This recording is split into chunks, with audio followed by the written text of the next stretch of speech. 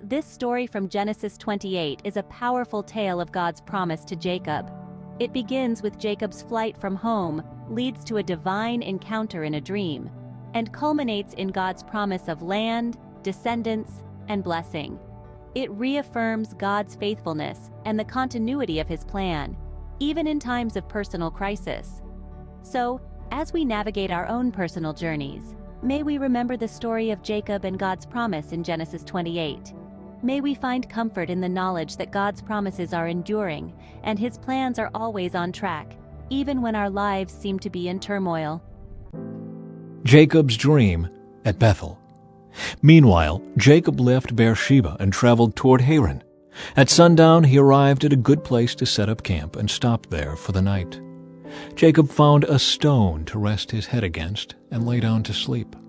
As he slept, he dreamed of a stairway that reached from the earth up to heaven, and he saw the angels of God going up and down the stairway. At the top of the stairway stood the Lord, and he said, "I am the Lord, the God of your grandfather Abraham, and the God of your father Isaac. The ground you are lying on belongs to you. I am giving it to you and your descendants. Your descendants will be as numerous as the dust of the earth. They will spread out in all directions, to the west and the east, to the north and the south, and all the families of the earth will be blessed through you and your descendants.